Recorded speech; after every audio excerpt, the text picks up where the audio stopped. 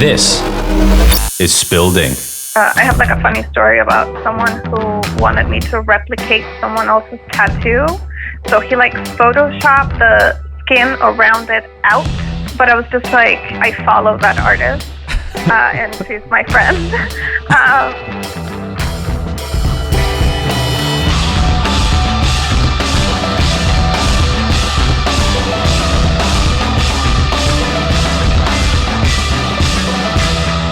Hey guys, welcome to another episode of Spilled Ink. I have on the line today Adriana Hallow.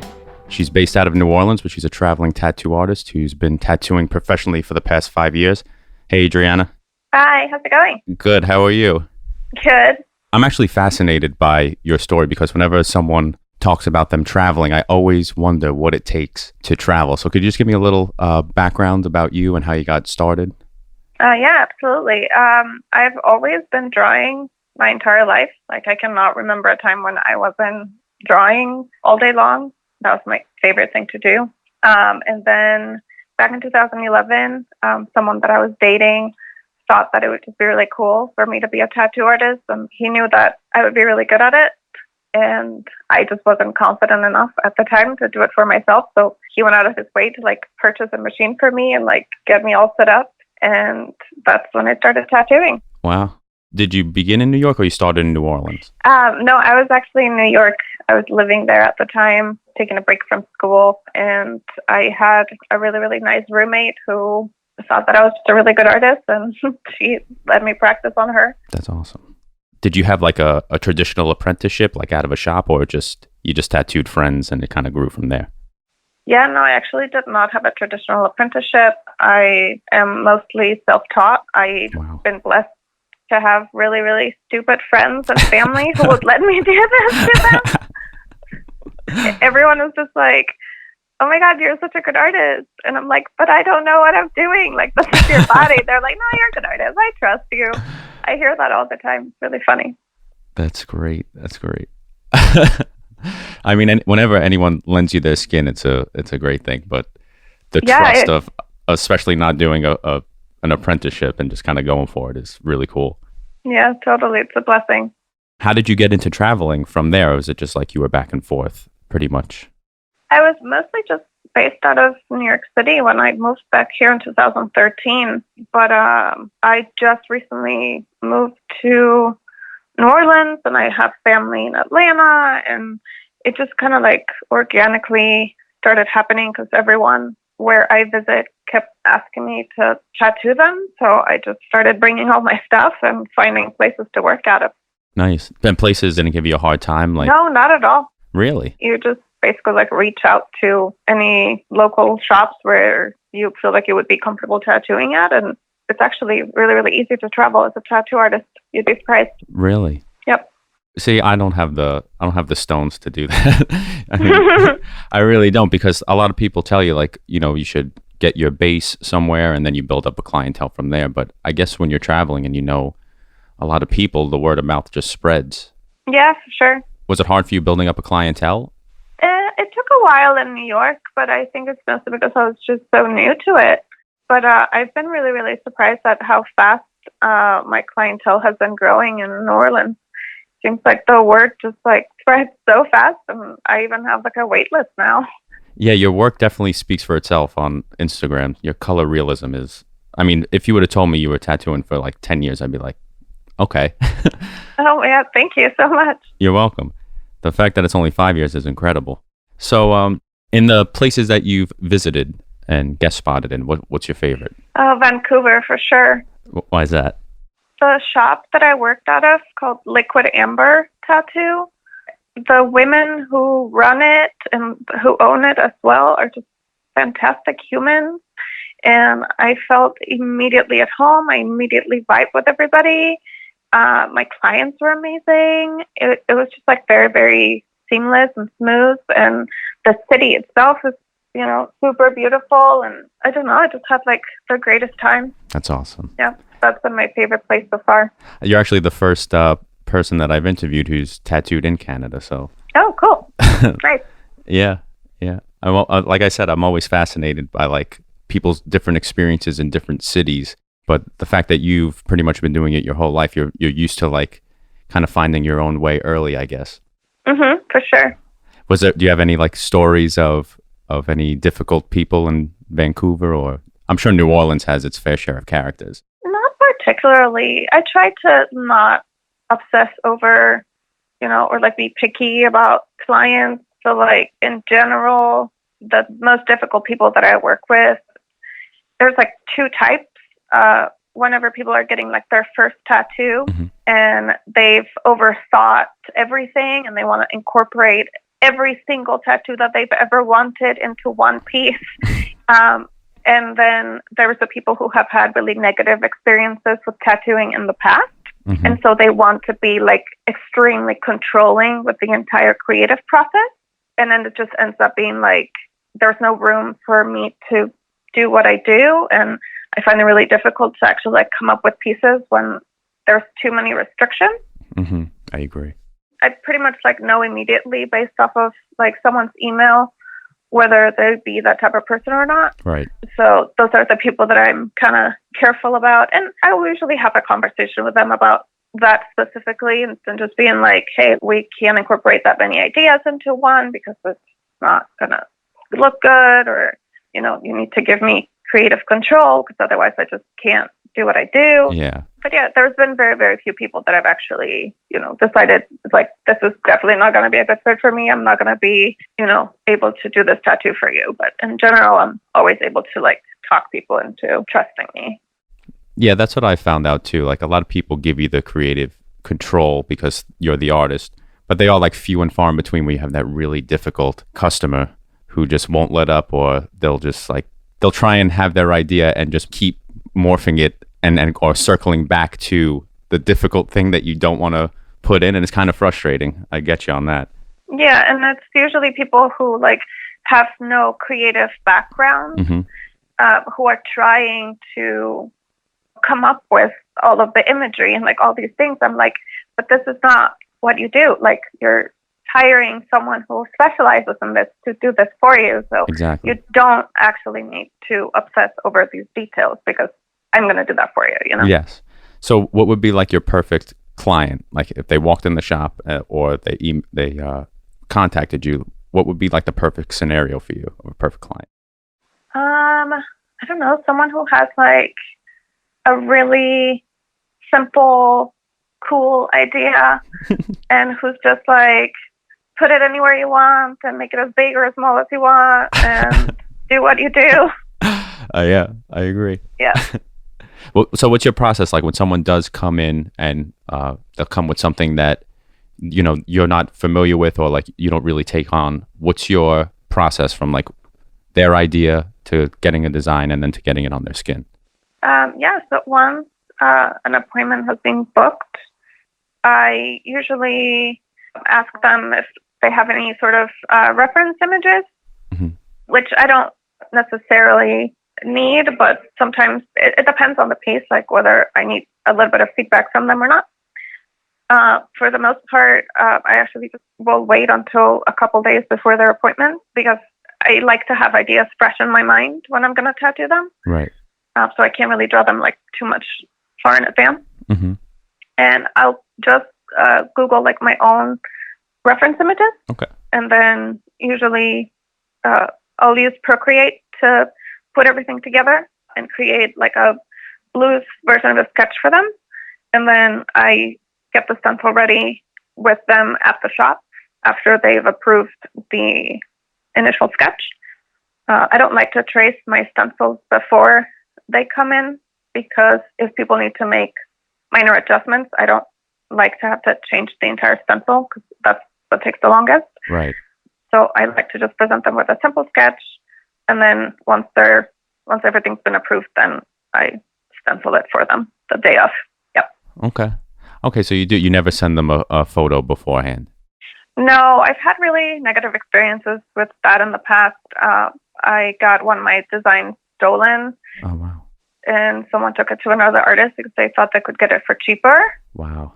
And also just because, when you're booked up a few months in advance, that amount of clients, if everyone is reaching out to you asking to see the sketch, it gets to be quite overwhelming. So I always just say that you won't see anything before your appointment, because also there isn't going to be anything before your appointment because I draw last minute. It's true. A lot of people don't understand, like, I've had experiences like that too, where I've had someone 2 or 3 weeks from the date text me and be like, hey, how's the sketch going? And I'm like, I honestly haven't even gotten to it yet. Yep, exactly. I'll probably get to it like a few days before, if not the day before. Yep, right. But a lot of people, they don't understand that. And I've also had a bad experience too, where I sent my, finished design to somebody and they'll overthink it, and then they want this changed and that changed, and you have to go back, and it adds so much more time. Oh yeah, then there's that too. Like they'll say, "Oh yeah, it's great," and then they'll come the day of the appointment, and they're like, "So I've been thinking." I'm like, "No." And it's so fun. Have you ever had that happen with like someone coming in and giving you like a photoshopped image or like a reference that was just like not doable? I find that to be like a lot of people bring in sketches or like pictures they find on Instagram of these just unrealistic tattoos. Yeah, I really don't like when people bring me that sort of reference. I have like a funny story about someone who wanted me to replicate someone else's tattoo. So he like photoshopped the skin around it out so that it wouldn't necessarily look like it was on skin. But I was just like, actually, I follow that artist and she's my friend.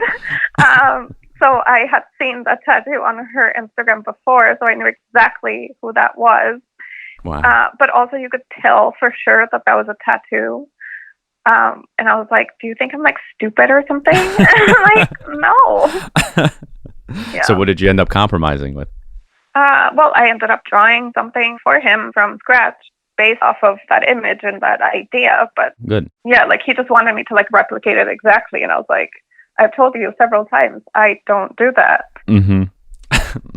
Yeah, sometimes it's tough with, like you said, with clients who've had a bad experience, or it's almost like a bad relationship. They almost expect that the next time going in, that it'll be exactly that way. And they're trying to overcompensate. Yeah. Exactly. But that's why it's important to do your research. There's really no excuse in this day and age with all Instagram and Facebook to not be prepared and know what someone's offering you, Yeah, for sure. But I feel like, especially with people who haven't gotten tattoos yet, who are new to it, it can be quite a scary process and it can be like quite overwhelming to like understand like how this works. Like once you're in it, it seems so simple, but like coming from the outside, it can be pretty overwhelming. So I try to always be like really nice about it, Yeah, that's very true too. Yeah, we're just so close to it, and it's just something we do every day that we're just so used to not having to go into a place full of strangers and ask them to mark us forever. Yeah, for sure. What's your most outrageous story? Like when someone asks you the worst thing that's ever happened when you're tattooing, or your worst experience, what's your go-to story that you usually tell them? There was like this one person who just did everything wrong in my book, where like she drew her own design, and people who are not tattooers like don't understand that some drawings just don't translate onto skin the same way. And she kept asking for like a texture that I just couldn't like get in like tattoo form, and Right. Then she also kept saying that she loved going to play parties and that she only ever experienced pain, like that way, like during sex. And it just, Oh my God. like, I'm like super open about everything. Like you can talk to me about anything.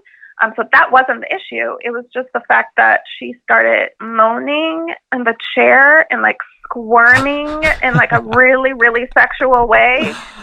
Oh my God. As I'm tattooing her, and like everyone at the shop was looking at me like, what are you doing to this woman? And I was just like, I don't know what's happening. And like everyone was so uncomfortable. And I was just like, I don't want to tell you how to deal with the pain that I'm inflicted upon you, but like I wish that wasn't the way that. But you got to keep it down because everybody's looking. Yes. So that is my most outrageous story. Wow. How long was the tattoo? Probably about an hour or so. Oh my God. Yeah. So uncomfortable. Yeah, that was really funny. Luckily, I haven't experienced that myself yet, but I've had heard stories of very similar things of people moaning in the chair, like getting turned on. I'm just like, really? That does it for you? Yeah, that was pretty crazy. That's very cool. Hey, everyone. I love putting out this content for you, and I'd be really interested in hearing your input. Is there something you want to hear me talk about or ask your favorite artist? If so, shoot us an email at spilledinktatpod@gmail.com or hit us up on Instagram at spilledinkofficial. So, like I said, I pretty much scoured your Instagram, and I love your style, the photorealism. Is that something that you, like, especially color photorealism? I feel like that's one of the most difficult things to do. Yeah. Is that something that you developed over time, or you just started doing that because that's what you like to do? Yeah, well, when I started, I wanted to do like portraits. Like when I just started, I was like, oh, I want to do portraits. And then I realized that for me personally, replicating images like that is extremely boring. Okay. I like creating images better. That just works for me. And then organically, it just kind of started transitioning into doing more color. And I discovered that I like doing color the best. And for a while, I did a little bit of more like a neo-traditional kind of style with when I had like a little bit more like black outlines on some of my tattoos. And it wasn't until kind of recently where I just decided that I just wasn't feeling the black outlines on my tattoos, and I just decided to change to color outline. Interesting. So I actually think of my style as more of like a illustrative realism, because it's not like photorealism, because I'm not really like replicating photographs. Right. But I'm trying to create images that have a photorealistic finish. Okay. If that makes sense? Yeah, yeah. And they have kind of like a flow to them. I could see like on each different body part that you have like this flow going through it also, which is nice. Yeah, exactly. It's very planned and deliberate, because a lot of, like you said, the photorealism, you just stick it on and you pretty much paste that photo onto that person. Yeah, and most like photorealism artists will like blend things onto skin or like fade it out onto skin, or sometimes it just has like weird shapes around the body. I prefer when something will have a shape to it when you look at it, and something that will complement the body. Yeah, I mean, that's when I feel like it looks the most appealing, because a lot of tattooists that you see, they don't take into account the flow of the muscles or the part of the body, and it almost looks flatter than it should. Yeah. Like I said, especially with color, because black and gray, you could kind of pull that off with certain shadows, but if you're not getting that contrast with color, you know, it'll be even more noticeable. Do you ever find that in your experience? Yeah, exactly, for sure. So what's your most difficult tattoo to date then, in your opinion? Probably things that take multiple sessions. Okay. I'm very impatient. So it's really hard for me to not be able to finish something in one session and have to like sit on it for a while and then have to like pick it back up, because I feel like my art just kind of changes a lot really fast, and it's been like progressing really, really fast. So when I see something that I've tattooed 2 months ago, it feels like it was like 5 years ago. And I'm like, oh, I could have done this differently. And like, I start like overthinking everything. So definitely things that like larger projects are definitely the most difficult for me. Yeah, I agree. I'm very impatient too. And I could tell sometimes my clients, they don't realize that it needs to take a couple sessions. So they're like, oh yeah, how long do you think this will be? And I'm like, at least, 3 sessions, which is like 12 hours or sometimes more. Because, they see like I said, the picture on Instagram, and they want it to be done when it's done, Yeah, for sure. And like with my style, I feel like because it's so many colors and so many textures and so many details, like I can only do about, something that's about like hand size, like in one session, if I want to get like, the level of detail and saturation that I like in my tattoos. Mm-hmm. You see like all of these like neo-traditional artists who can do like a whole sleeve in like one session or like a couple sessions, and I'm here like a sleeve takes me like 8 to 10 sessions. Yeah, it baffles me, some of the work these guys could do in the amount of time. It's crazy. Yeah. Now, when you go from like New York to New Orleans or Vancouver, is there a certain like type of tattoo that you see often coming into your shop? Like for instance, I'm from an Irish, Italian, like Catholic neighborhood, so I see a lot of religious pieces. Mm-hmm. Do you see differences in like the different places that you go? Oh, absolutely. In Brooklyn, not particularly at the shop where I work at, but just in general in Brooklyn, there's this trend of like single line or like line contour tattoos that I see a lot of artists do, like those like line drawings and stuff like that. I think that's the most popular here in Brooklyn. Very minimalism. Yeah, for sure. In New Orleans, it's a lot of American traditional. Okay. Yeah, more like American traditional for sure. Nice. Does Vancouver have anything, or they just like everything? Let's see. I think a lot of like watercolor is what I remember from Vancouver. A lot of like black and gray as well. Black and gray realism. Okay, very cool. Yeah, I guess it always changes depending on the neighborhood you're in and like the demographic that's around that area. Because even me, I'm from South Brooklyn, and we don't see a lot of those minimalism tattoos where I'm from. That's more like Greenpoint and Williamsburg. Totally. And it's a lot more popular with like the queer community, I think, too. Yeah. Which is kind of like most of my clientele is queer because I'm queer. Okay. So a lot of people come to me because of that. But yeah, I think that those like line contours and stuff like that is definitely more popular within the queer community. Yeah, I've had seen that too, and they have like they build sleeves almost of like those small pieces here and there, like that'll fill up their entire limb. Yeah. Because I have a few friends too who have like that sleeve that they're building up, and I'm like, don't you want to put like a bigger piece there? And they're like, no, I just like the way it fits like this. Yep. I'm like, okay, to each their own. Yeah, exactly. But that's great. I mean, I'd love to start traveling too, but like I said, I'm too scared.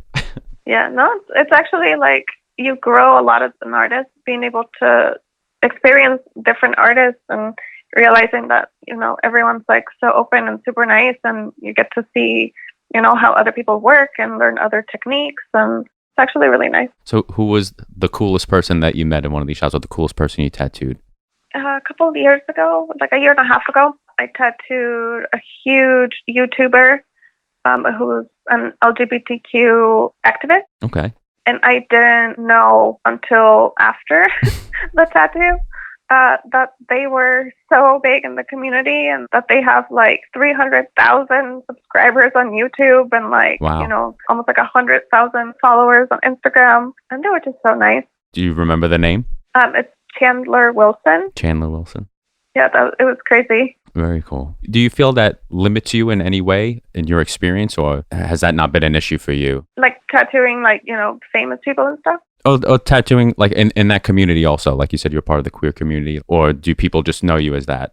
Yeah, I mean, I was embraced pretty quickly into the community and became really popular because I try to make my shop, you know, as safe as possible and for everybody. I just want everybody to feel super comfortable. Most recently, a lot of people with darker skin tones have been coming to me because I don't see an issue with putting color onto darker skin. Really? Which seems to be something that most tattoo artists just won't do. And I think it's like complete nonsense. What's been your experience with that? Because I have a different opinion, because it's just more limiting, I feel. Like, I have no problem putting color on someone, but the amount that I could do, I mean, you probably have more experience in this because you deal specifically with color. Yeah.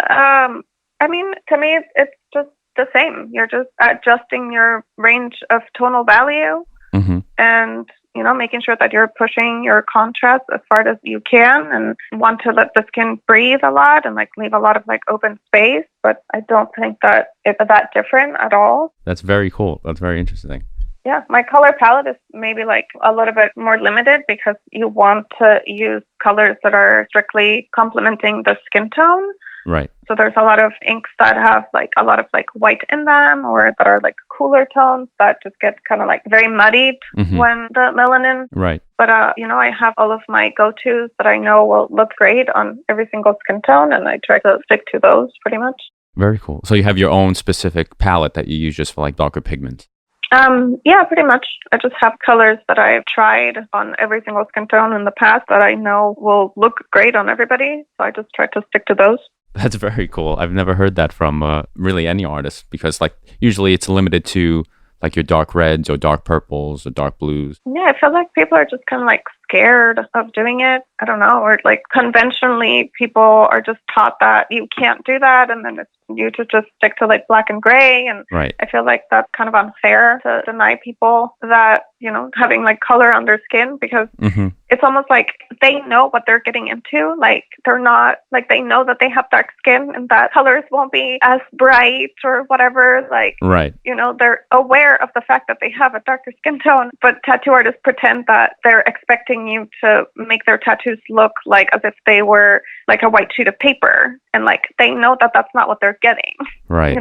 Have you ever caught one of those healed? Because like I said, I have a different opinion only in the longevity of the tattoo. Yeah. Because I know when you first put it in, like all the colors are the brightest they can be. But in 5 or 6 or 10, 15 years, obviously the colors won't be the same as someone who with a lighter pigment also. Yeah, no, for sure. Have you ever seen them healed? Yeah, absolutely. Yeah, I have a really good relationship with a lot of my clients who have darker skin tones, and I've tattooed them for many, many years now. And, I've been able to like adjust like my techniques. And as long as you're, like I said, like putting in your blacks and making sure that you're pushing your contrast like as far as you can, it's not any different. Yeah.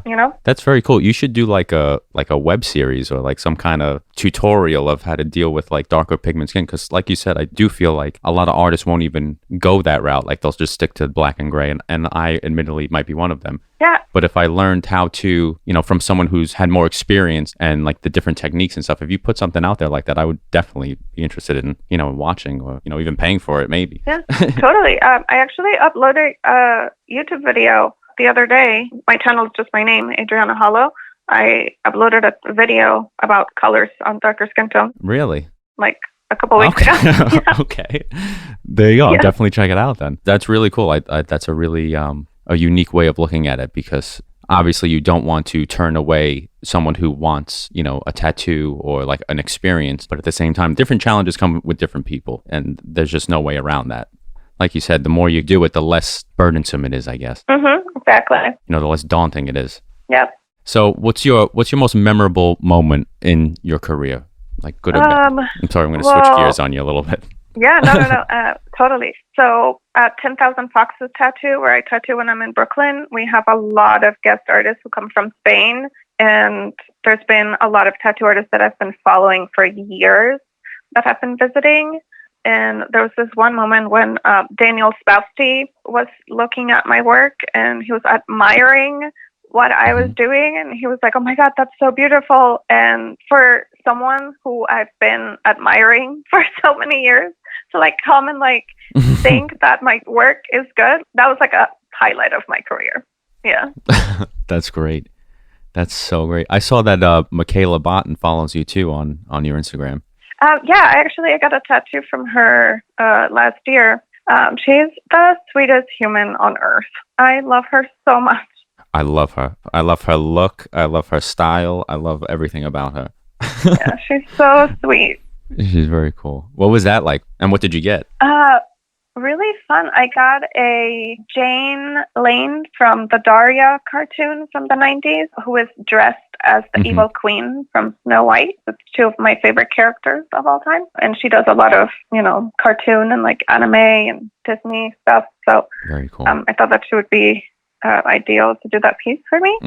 And she was just super fun. We had like the best time. That's so great. I still have to go to an artist that I follow, like a big artist, and they're all right here in Soho. I should really make it out, but she's one in particular because I love Dragon Ball Z. Yes. The anime.